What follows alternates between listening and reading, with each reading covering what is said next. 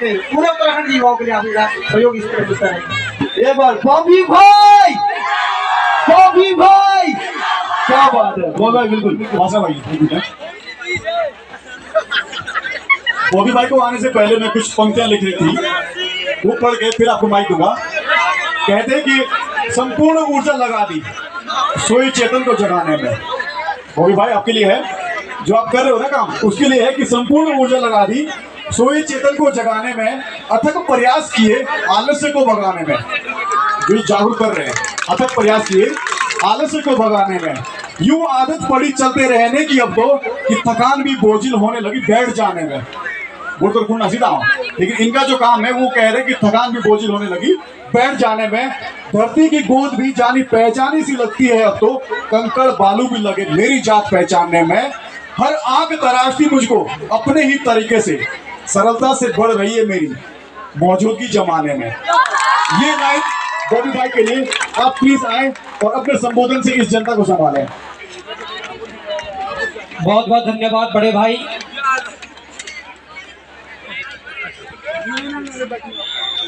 सबसे पहले तो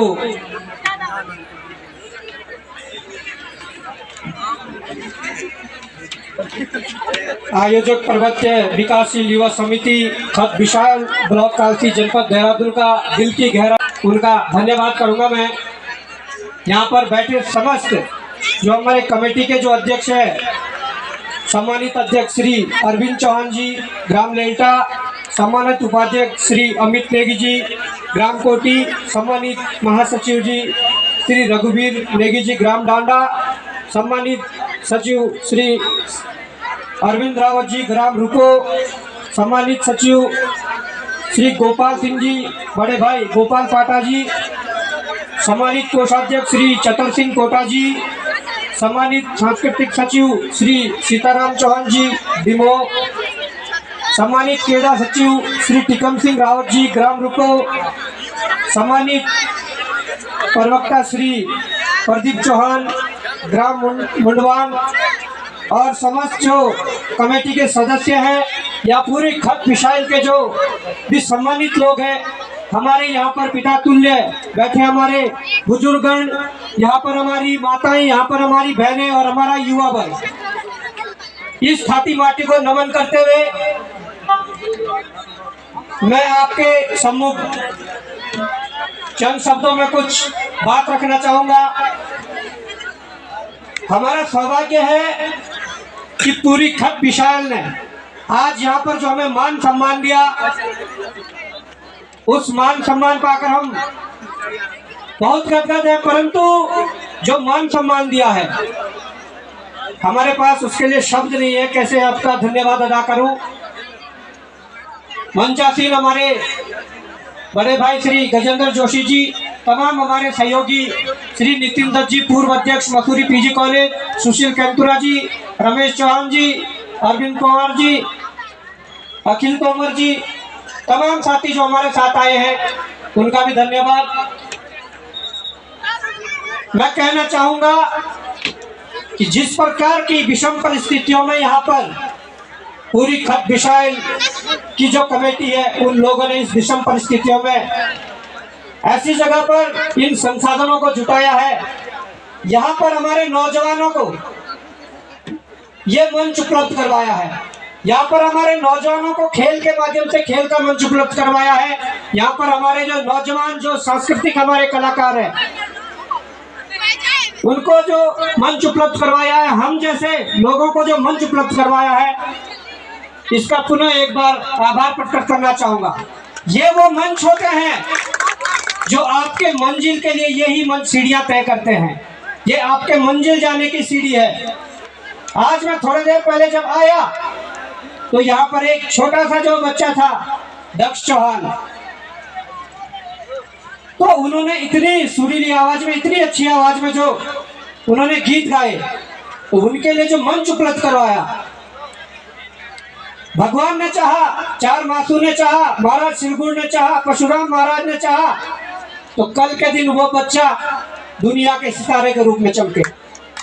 आप लोगों ने जो यहाँ पर खेल के खेल का आयोजन करके जो आप लोगों ने यहाँ पर खेल के जो हमारे खिलाड़ी है, जो प्रतिभावान जो खिलाड़ी है, उनके लिए जो मंच उपलब्ध करवाया, हम मासूम महाराज से प्रार्थना करते हैं कि कल के दिन इन्हीं खिलाड़ियों में से कोई राष्ट्रीय लेवल का खिलाड़ी बने, कोई अंतर्राष्ट्रीय लेवल का खिलाड़ी बने। मैं इसलिए कहता हूं कि ये छोटे छोटे मंच जो हमें हमारे मंजिल तक पहुंचाने की सीढ़ियां हैं। अब मैं कहूंगा कि वर्तमान में हालात क्या है। मैं ज्यादा लंबा तो नहीं बोलूंगा क्योंकि हमें जाना भी है और कमेटी के पास भी इतना समय नहीं है, परंतु हाँ, जो बात बोलूंगा सटीक बात बोलूंगा कि आज वर्तमान परिस्थिति क्या है आप सब जानते हैं। वर्तमान परिस्थिति में, वर्तमान समय में युवाओं के क्या हाल है आप सब जानते हैं। हमारे ऐसे दुर्गम पहाड़ से, एक जौनसार की बात नहीं है, पूरे पहाड़ी क्षेत्र उठाकर आप देख लीजिए, कुमाऊं से लेकर गढ़वाल तक और जौनसार तक, पहाड़ी क्षेत्रों में माँ बाप अपना पेट काट कर टमाटर की खेती कर आलू की खेती कर विषम परिस्थितियों में जो देहरादून और विकासनगर जैसे महंगे शहरों के लिए 4-4, 5-5 हजार अपने बच्चों के लिए जो पैसा भेजते हैं, वो उन्हें पता है उसकी कीमत क्या है। परंतु वर्तमान में क्या हुआ था आप सब जानते हैं, हम सब जानते हैं कि हम जैसे लोगों के लिए, जिन लोगों ने बचपन से ही संघर्ष किया है, मैं भी एक छोटे से गांव से, एक जौनसार के गांव से हूँ, दत्रोटा गांव है। हमने छोटे से संघर्ष इसलिए किया है, हम आपके बीच के लोग हैं। हम स्कूल जाते थे 7 बजे से 12-1 बजे तक छुट्टी होती थी, उसके बाद कभी लकड़ी के लिए जाते थे, कभी घास के लिए जाते थे, सब हमने किया है। कभी छुट्टी होती थी तो बकरी के साथ जाते थे, गाय के साथ जाते थे। ये दिन हमने भी देखे हैं, ये दिन आपने और हमने देखे हैं। ये जो दर्द है या ये जो संघर्ष है, वो दिल्ली में बैठा हुआ जो तैयारी कर रहा छात्र वो नहीं जान पाएगा, या देहरादून में बैठा हुआ जो छात्र है वो नहीं जान पाएगा। इसकी कीमत सिर्फ हम जानते हैं। जब पहाड़ से 12वीं पास किया हुआ बच्चा देहरादून के कोचिंग संस्थान में बैठता है, या शहर के किसी अच्छे स्कूल से पास किया हुआ बच्चा जब देहरादून के उसी कोचिंग में उसी बेंच पे बैठता है, तो वहां पर जो फासला होता है वो जमीन आसमान का फासला होता है। हम लोगों ने बचपन से संघर्ष किया, हमने पढ़ाई के साथ काम भी किया, हमने वो चीजें देखी है, वो चीजें झेली है, परंतु उन्होंने एसी कमरों में बैठकर सिर्फ और सिर्फ पढ़ाई की। सबसे पहले तो हमें जो उसके बीच की दूरी है, हमारी जो मेहनत थी, हमारी जो पढ़ाई थी, वो 20% पर आकर सिमट कर रह जाती है। उनकी पढ़ाई का स्तर 80% है, वो 80% से पढ़ाई शुरू करेंगे हम 20% से, और हम फिर भी नहीं घबराते हैं। हमारे पहाड़ के युवा की यही अच्छी पहचान है, वो फिर भी संघर्ष करता है। परंतु वही लोग जिनके पास शहरों में ज्यादा बीघों में कई जमीनें हैं, वही लोग कुछ एक जमीन का टुकड़ा बेचकर जो सीटों खरीदने का जो काम करते हैं, वहां पर हमारे दिलों में चोट पहुंचती है। वहां पर हमें लगता है कि हमारे भाई बहनों का जो ये रोजगार है उसका इन्होंने व्यापार बना दिया, और उस व्यापार के जरिए आज देखिए चैन देहरादून से दिल्ली तक पहुंच चुकी है। मैं ये कहना चाहूंगा, मैं सिर्फ इसलिए कह रहा हूं कि आप लोग जागरूक होइए। अगर कहीं पे गलत हो रहा है, अगर आपके बच्चे के साथ गलत हो रहा है, तो आप जागरूक होइए। कम से कम बच्चे को बोलिए कि संघर्ष करिए, खड़ा हो जाइए। ये अभिभावक की नैतिक जिम्मेदारी है और बच्चे की नैतिक जिम्मेदारी है कि अगर आपके साथ गलत हो रहा है, आपको दिख रहा है गलत होते हुए, तो उसका विरोध करिए। मैं राजनीति की बात नहीं करूंगा, राजनीतिक दलगत से ऊपर उठकर देखिए, विचारधारा के लिए सब स्वतंत्र है। कोई किसी विचारधारा का हो सकता है, कोई किसी विचारधारा का हो सकता है, परंतु जहां अपने हकों पर डाका डले वहां पर उसका विरोध करें। हमने संघर्ष किया, हमने संघर्ष इसलिए किया कि हम उसके भुक्तभोगी हैं। हम भी तैयारी करते थे, पर जब आस पड़ोस में कोई ड्राइवर निकल रहा है, कोई जेसीबी वाला ड्राइवर सिलेक्शन पा रहा है, तो हमें हमारे दिल में चोट लगी। हमने सोचा ऐसा कब तक चलेगा।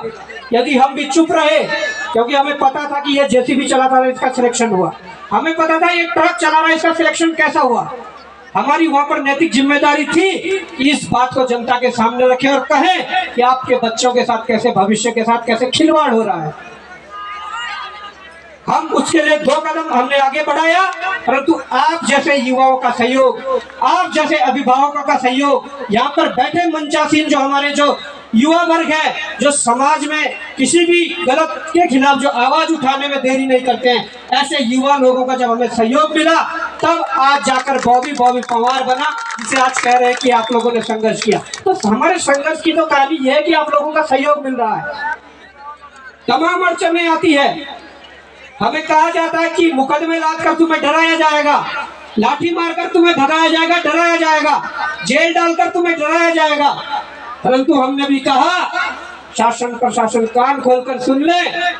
हम उस वीर भूमि से आते हैं, जब देश आजाद नहीं हुआ था, जब राजा के रजवाड़े थे, तब वीर नंदराम नेगी जैसे योद्धा हमारे जौनसार भाव की भूमि में है। हम ऐसे भूमि से हैं, इसलिए हम तुम्हारे मुकदमों से नहीं डरते, इसलिए तुम्हारे जेलों से नहीं डरते। हमने कहा आजादी की लड़ाई में वीर शहीद केसरी चंद जी का नाम सदैव अमर है। हम उस वीर भूमि से आते हैं, इसलिए हमें तुम्हारी जेलों से डर नहीं लगता। परंतु हाँ, यदि हमारे भाई बहनों के आने वाली जो पीढ़ी है, उनके रोजगार पर या उनके भविष्य पर कभी डाका डालने की कोशिश की, तो जो संघर्ष भी करना पड़ेगा, जो कदम भी उठाना पड़ेगा, हम उसके लिए तत्पर खड़े हैं। परंतु मैं आप लोगों से भी सबसे ही ये सहयोग की अपेक्षा करता हूं कि जब भी कभी कहीं गलत हो रहा हो, तो कम से कम आप लोगों की भी नैतिक जिम्मेदारी बनती है कि उस गलत का विरोध करें। शुरू में विरोध करने वालों की संख्या कम जरूर होती है, 1 व्यक्ति विरोध करेगा, 2 व्यक्ति विरोध करेंगे, परंतु जिस दिन सही और गलत का पता लगता है, तो उसके बाद आपके पीछे कर्मा खड़ा होता है। ये मैं कहना चाहता हूँ। देखिए, मैं यही कहना चाहता हूँ कि तलवारों की धारों पर इतिहास हमेशा बनता है, तलवारों की धारों पर इतिहास हमेशा बनता है। जिस और जवानी चलती है, उस और जमाना चलता है। इसलिए युवाओं को ही रास्ता तय करना है। हमारे युवा साथी बिल्कुल भी ना घबराएं, बिल्कुल मनोबल कम करने की जरूरत नहीं है, क्योंकि ये जो लड़ाई जो निरंतर चल रही है, इसका धरना अभी भी देहरादून में चल रहा है, इसका धरना अभी भी अल्मोड़ा में चल रहा है, इसका धरना अभी भी हल्द्वानी में चल रहा है। ये जो आग जलाई है, इसे हम बुझने नहीं देंगे। बस समय समय पर आप लोगों का सहयोग मिलता रहे। हम कहते हैं कि एक सुनहरा भविष्य, जो अभिभावक जो गांव से देहरादून नहीं जा पाते, और एक बात मैं लास्ट बात बोलूंगा, क्योंकि समय भी नहीं है, मैं ये कहना चाहूंगा कि आप यहाँ तक मत सोचिए कि किसी ने 15-20 लाख में कोई एक नौकरी खरीद ली तो ठीक है, उसने एक सीट खरीद ली, कोई बात नहीं। ये जो करप्शन है, उसने 15-20 लाख में सीट तो खरीदी, परंतु जिस डिपार्टमेंट में वो 60 साल तक नौकरी करेगा, उस डिपार्टमेंट को दीमक की तरह वो खोखला करते रहेगा 60 साल तक।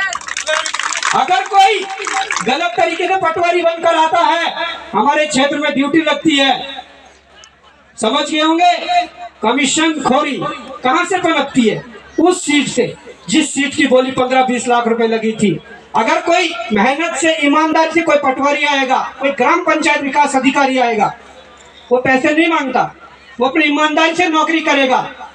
हम जब वहां पर रोक लगाएंगे, हम जब वहां से उस जड़ को काट देंगे, तो हमारे जो माँ बाप हैं, जिन्हें ये नहीं पता कि आय प्रमाण पत्र कहाँ बन रहा है, जिन्हें ये नहीं पता जाति प्रमाण पत्र कहाँ बन रहा है, वो तो बेचारा आसानी से वो 500 भी बोलता दे भी देता है, 1000 बोलता है 1000 भी दे देता है, क्योंकि उससे पता है मैं राती गोरू उगाड़ने जानो, बकरी उगाड़ने जानो, पाचमा का कोई के टाइम। और जब हम उस मेन जड़ को काटेंगे, उस मेन जड़ पर रोक लगाएंगे, तो ईमानदार कर्मचारी, ईमानदार अधिकारी जब हमारे समाज के बीच रहेंगे, तो हमारी जौनसार की संस्कृति और हमारा रीति रिवाज, हमारा कल्चर तो वैसे भी बहुत रिच है। तो ऐसे समाज में यदि ईमानदार कर्मचारी अधिकारी आ गए, बिना रिश्वत देकर अपनी मेहनत से आगे, मैं समझता हूँ तब जाके ये विकास की सीढ़ियां आगे बढ़ पाएंगी। और मैं यही कहना चाहूंगा, देखिए ज़्यादा बोलने का समय नहीं है, कि ये जो मैंने कुछ बातें बोली है, इसे अपने अंदर जरूर समाहित करें और सोचें एक बार कि वास्तव में अगर वो सीट बिक रही है, कोई यहाँ आ रहा है, उसके बाद यहाँ करप्शन कर रहा है, यदि वहां पर ही उसकी जड़ें काट दी जाए, तो यहाँ पर आने की उनकी हैसियत नहीं है। तो साथियों, आप लोगों ने मुझे सुना, बहुत बहुत धन्यवाद। और जो प्यार दिया आप लोगों ने पूरी खत विशाल का, पूरी कमेटी का, मैं तहे दिल से धन्यवाद, शुक्रगुजार हूँ कि आप लोगों ने इतना प्यार सम्मान दिया। बहुत बहुत धन्यवाद, बहुत बहुत आभार।